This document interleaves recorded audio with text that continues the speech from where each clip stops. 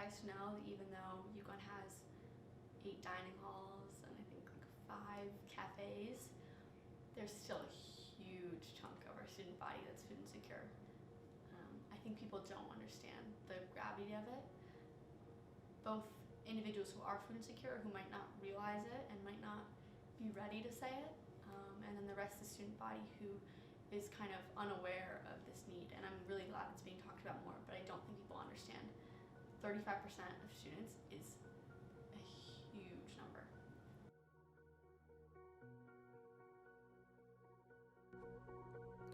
Food insecurity can have detrimental effects to students' well-being and academic performance.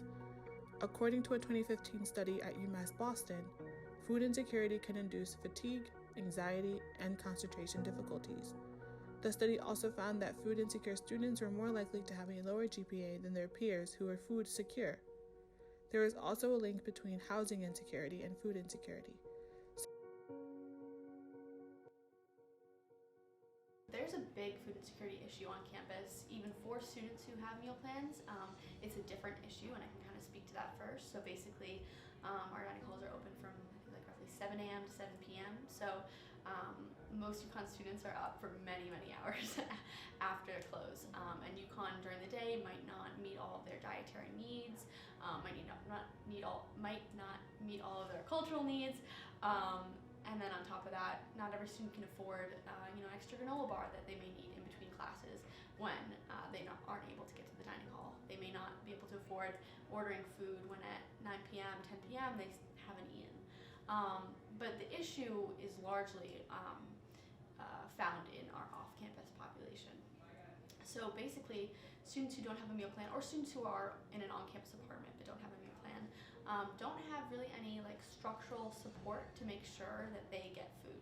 There were really two different kinds of challenges that were facing our students on the regional campuses, and they boil down to questions of access and affordability.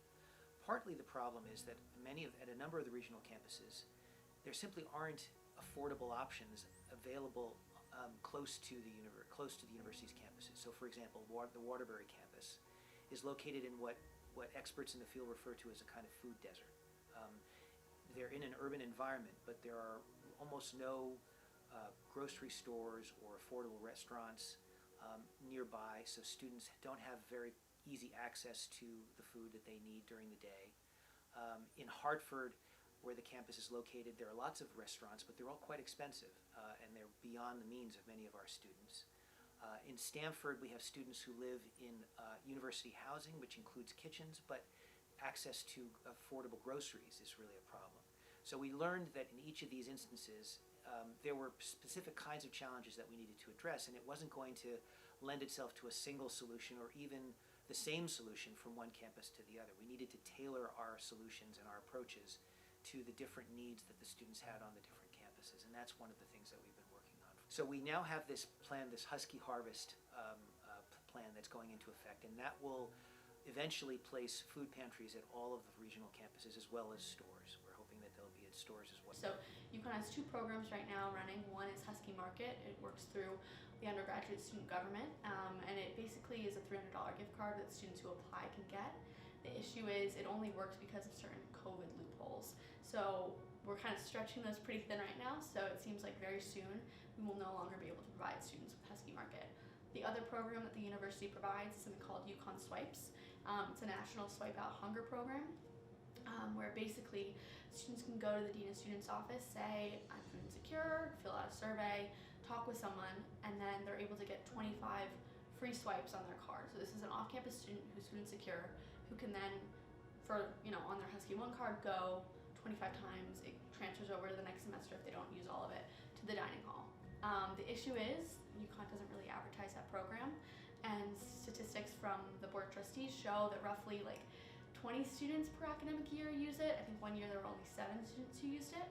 So this is often what the university says is their big program that they have besides Husky Market to meet food insecurity needs. In reality, it serves very, very few students, and people don't know that.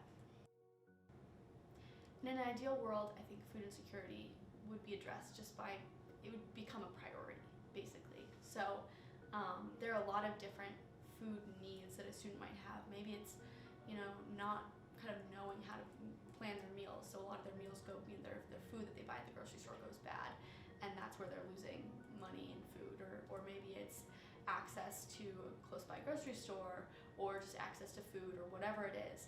I think my dream situation would be that administration and everyone else who cares about the cause can prioritize this issue and find X, Y, and Z solutions that'll help students. Maybe if there was a center for food insecurity where students can go and say, this is my specific problem, and someone could help them meet that specific need.